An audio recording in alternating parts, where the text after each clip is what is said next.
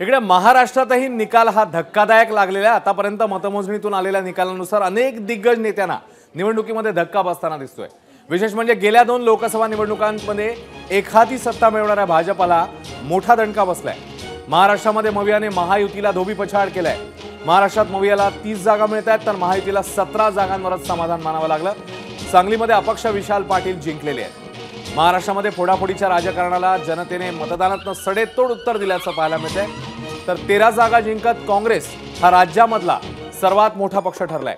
यंदा राज्यात काँग्रेसने दमदार कामगिरी करून दाखवली।